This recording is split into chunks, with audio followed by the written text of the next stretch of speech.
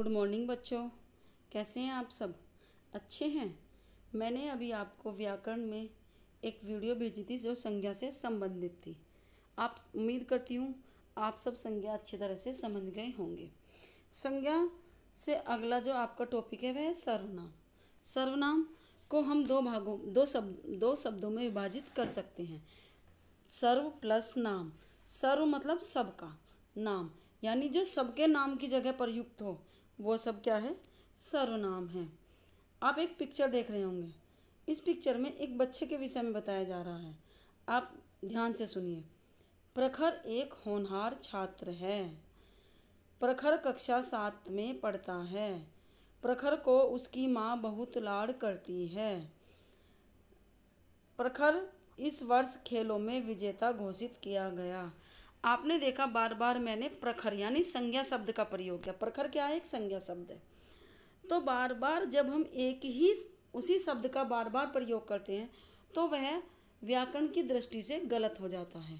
व्याकरण की दृष्टि से संज्ञा के स्थान पर जो शब्द हम प्रयोग करते हैं वह सर्वनाम कहलाते हैं। अब देखिए इसी वाक्य को हम दोबारा पढ़ते हैं। प्रखर एक होनहार छात्र है। वह कक्षा 7 में पढ़ता है। उसे उसकी माँ बहुत लाड करती है। उसको इस वर्ष खेलों में विजेता घोषित किया गया। आपने देखा मैंने बार बार प्रखर शब्द का प्रयोग ना करके उसकी जगह जिन शब्दों का प्रयोग किया गया वे सब क्या है? सर्वनाम शब्द हैं। इस प्रकार इसकी परिभाषा हुई। संज्ञा के स्थान पर प्रयोग किए जाने वाले शब्दों को सर्वनाम कहते हैं। जैसे मैं, वह, हम, तुम, ये, वे आदि।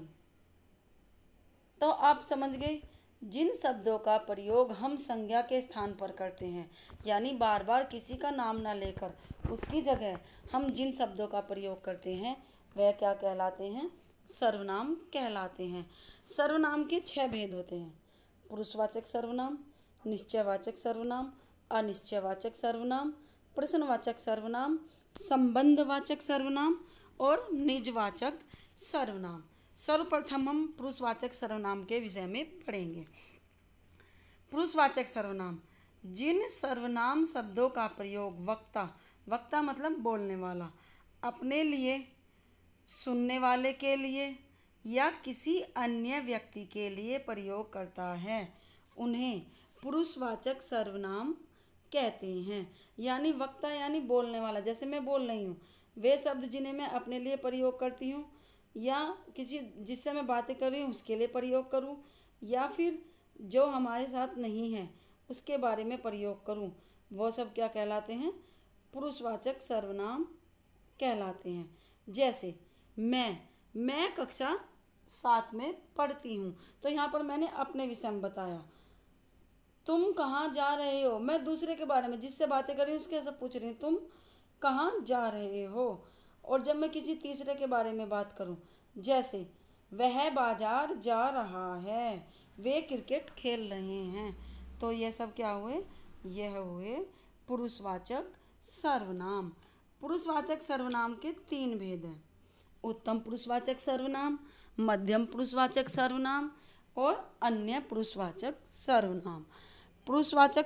नंबर 1 उत्तम पुरुषवाचक सर्वनाम जिन सर्वनाम शब्दों का प्रयोग वक्ता स्वयं के लिए, वक्ता मतलब बोलने वाला, जिन शब्दों का प्रयोग बोलने वाला अपने लिए प्रयोग करता है उन्हें उत्तम पुरुषवाचक सर्वनाम कहते हैं।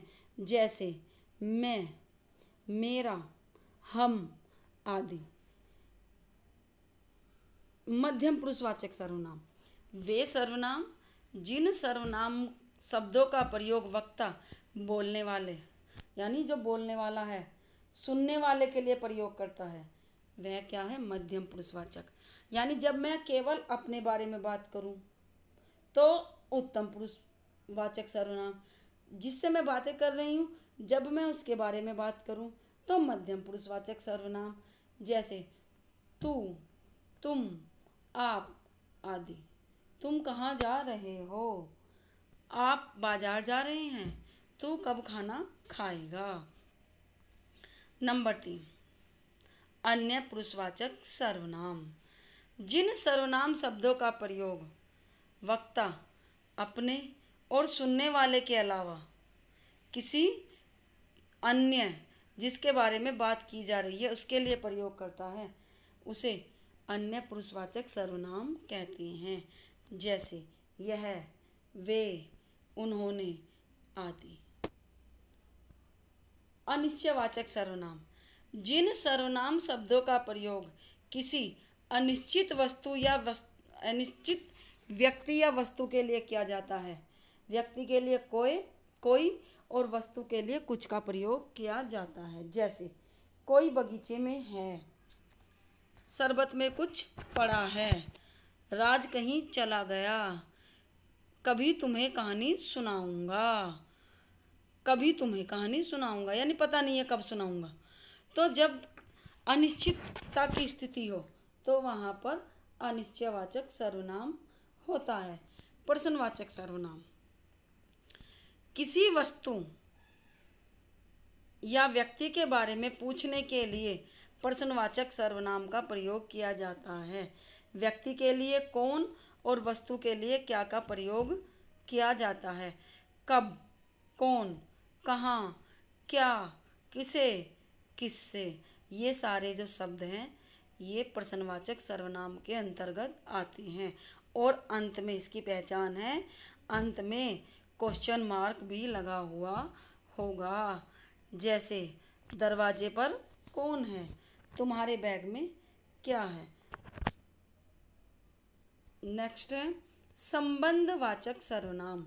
जो सर्वनाम वाक्य में दूसरे सर्वनाम से संबंध बताए उसे संबंधवाचक सर्वनाम कहते हैं। जैसे जिसकी लाठी उसकी भैंस, जो करेगा सो भरेगा, जहाँ न पहुँचे रवि वहाँ पहुँचे कवि, जैसी करनी वैसी भरनी। यानी जहाँ दो वस्तुओं के बीच में संबंध दर्शाया जाए उसे क्या कहते हैं, संबंधवाचक सर्वनाम। निजवाचक सर्वनाम। ऐसे सर्वनाम जिनका प्रयोग अपने या स्वयं के लिए किया जाता है निजवाचक सर्वनाम कहलाते हैं। जैसे खुद, अपने आप, स्वयं आदि। निश्चयवाचक सर्वनाम। जिन सर्वनाम शब्दों का प्रयोग किसी निश्चित व्यक्ति या वस्तु के लिए किया जाता है उसे क्या कहते हैं, निश्चयवाचक सर्वनाम कहते हैं। आइए एक बार हम दोबारा से इसे रिपीट कर लें। मैंने आपको बताया था वे शब्द जो संज्ञा के स्थान पर प्रयोग किए जाते हैं उसे हम सर्वनाम शब्द कहते हैं। सर्वनाम शब्द 6 प्रकार के होते हैं। पुरुषवाचक, निश्चयवाचक, अनिश्चयवाचक, प्रश्नवाचक, संबंधवाचक और निजवाचक। पुरुषवाचक सर्वनाम वे सर्वनाम शब्द होते हैं जिन शब्दों का प्रयोग वक्ता अपने लिए, श्रोता के लिए या किसी अन्य के लिए करता है उसे पुरुषवाचक सर्वनाम कहते हैं। पुरुषवाचक सर्वनाम के 3 भेद होते हैं, उत्तम पुरुषवाचक, मध्यम पुरुषवाचक और अन्य पुरुषवाचक। उत्तम पुरुषवाचक में वक्ता स्वयं के लिए जिन शब्दों का प्रयोग करता है उन्हें पुरुषवाचक सर्वनाम कहते हैं। जैसे मैं, मेरा, हम आदि। उत्तम पुरुषवाचक जब वक्ता बोलने वाला श्रोता के लिए जिन शब्दों का प्रयोग करता है वो मध्यम पुरुषवाचक। अन्य पुरुषवाचक सर्वनाम में वे सर्वनाम शब्द आते हैं जिनमें व्यक्ति किसी अन्य के बारे में बात करे। अनिश्चयवाचक सर्वनाम। इन सर्वनाम शब्दों का प्रयोग किसी अनिश्चित वस्तु या व्यक्ति के लिए प्रयोग किया जाता है, कोई, कुछ, कहीं आदि। प्रश्नवाचक। जिन सर्वनाम शब्दों के द्वारा हम प्रश्न पूछते हैं जैसे कब, कौन, कहाँ, क्या, किसे, किसने, किससे, कब आदि। संबंधवाचक।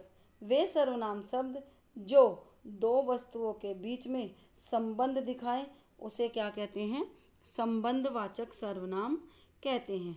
निजवाचक सर्वनाम, जब वे सर्वनाम शब्द जिनका प्रयोग व्यक्ति स्वयं के लिए करता है उसे क्या कहते हैं?